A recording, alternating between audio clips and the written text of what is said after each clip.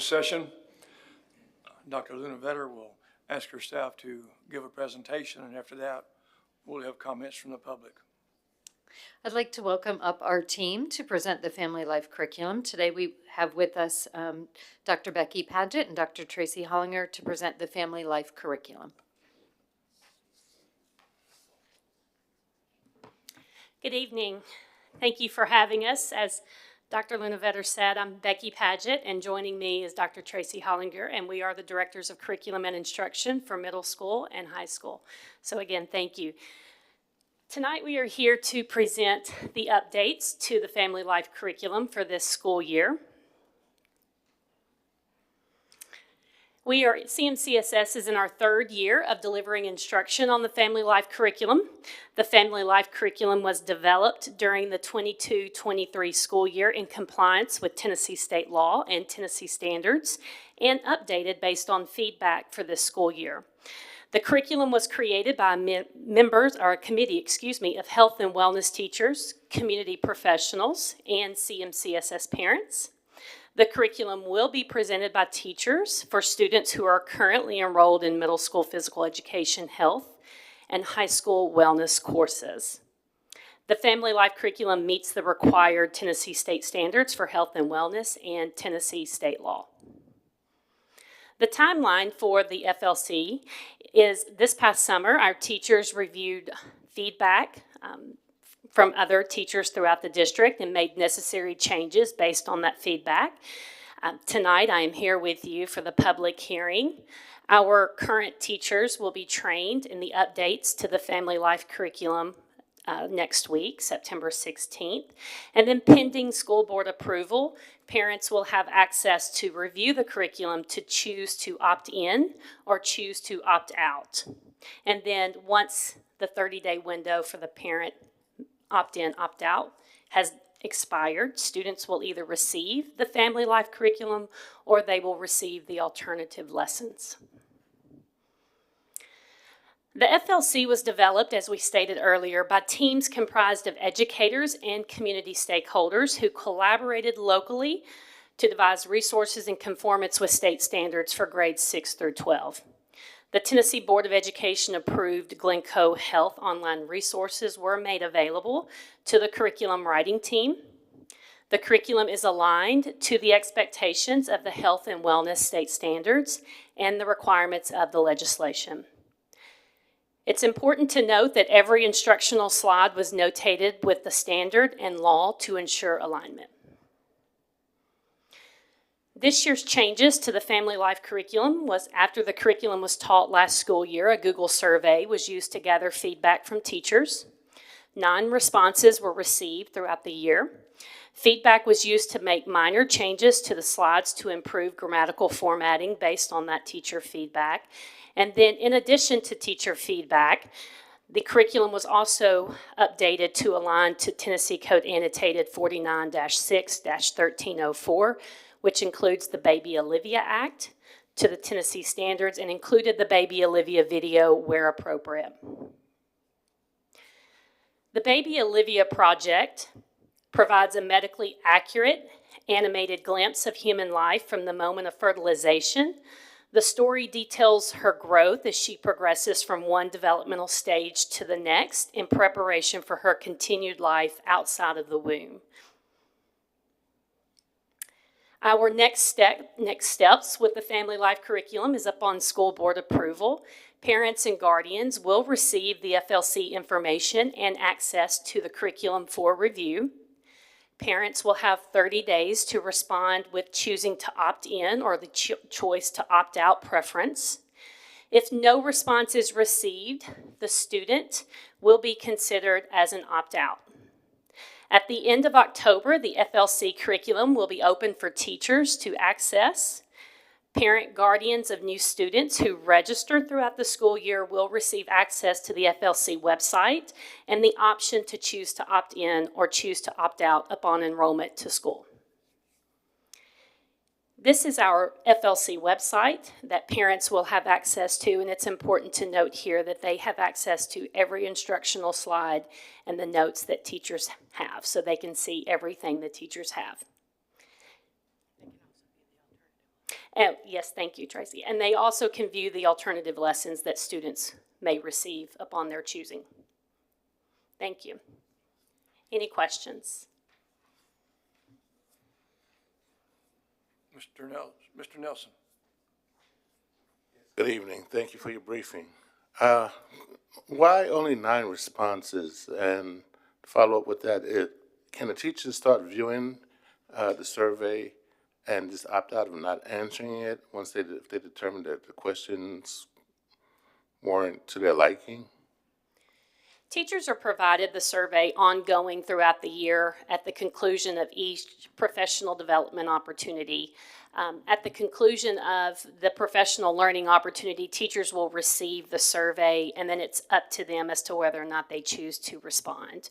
But they do have that option to respond throughout the year.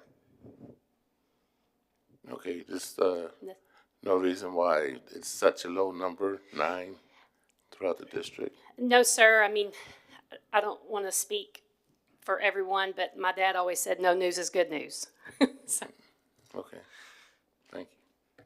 I do think it's important to note that essentially what this survey and the open feedback is any recommendations teachers have to change or improve. And so we have seen the decrease as I think we've used the curriculum a couple of years. And so we've had fewer responses from teachers because as she said, I don't think they have had issues with the curriculum. Mr. Mabry. Thank you guys for your presentation. And new role for you, right? Sir? This is a new role for you, right? Yes, sir. Welcome to the role. Thank you. The alternative lesson, what does that entail? That's a great question. The alternative lessons include just more of the textbook generalities to the lessons. There's not a lot of discussion that goes into the depth of the family life curriculum standards. They still address the standard to the current grade level, but the images, the depth of conversation that's had, those are different. And so the alternative lessons are more self-guided for students versus having a whole group instruction. Thank you. And those are available online to review as well. Ms. Berry. You said that excuse me, you said that there was some changes that were made from last year. Yes, ma'am. Do you have a list of those changes that were made? Yes, ma'am, I do. Would you like to hear about them or would you like to see them? Just hearing about them is fine. Yes, ma'am. The 9 responses that were received, I don't have the exact numbers, but I do here. I just don't have them memorized. A few of them were positive comments. I have it in my notes. I'm sorry if you go back. A few of them were positive comments where they appreciated the curriculum being so scripted for them. FLC is good, is great and impactful. It was good curriculum. Slides were reasonably paced and were appropriately worded. Out of the 9 that were constructive feedback, it was really more about the grammatical spacing of the information. They preferred a few slides be less dense. And so we broke up that information across several slides versus having a lot of information on one slide. Thank you. Thank you. Mr. Garland. You said that there was a collaboration between you and stakeholders. Were there any parents part of that stakeholder group? Not after the initial, no, sir. So the feedback that we receive ongoing is strictly from teachers. Okay. Thank you. Thank you.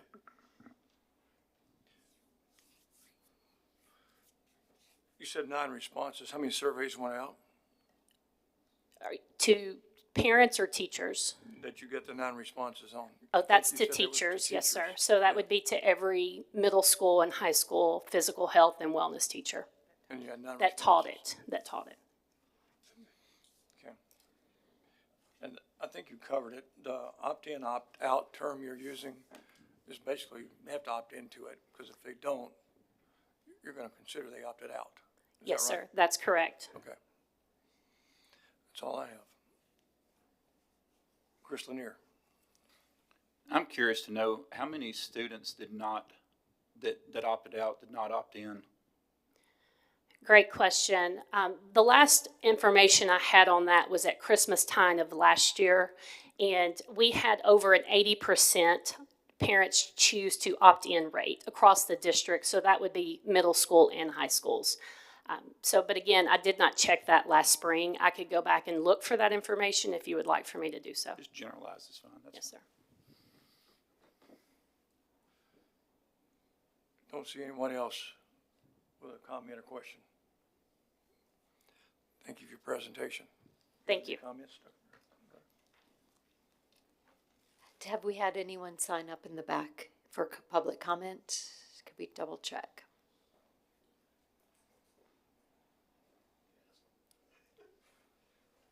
No, nope, no one signed up. What's the board's pleasure? Short recess or give it about 3 or 4 minutes if nobody walks in and signs up, adjourn the hearing?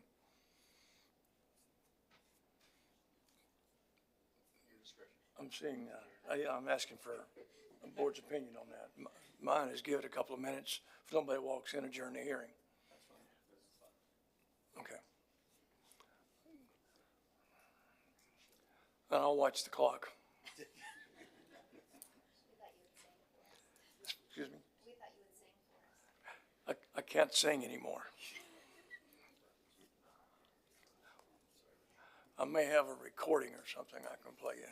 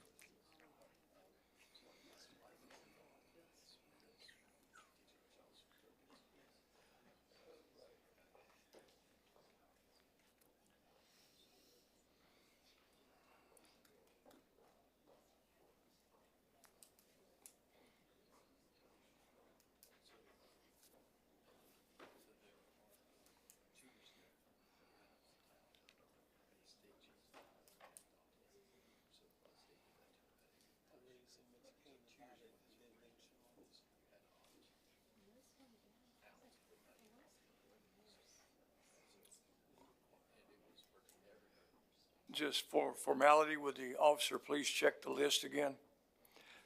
Would you please check the list again for formality? I haven't seen anyone walk to the table, but.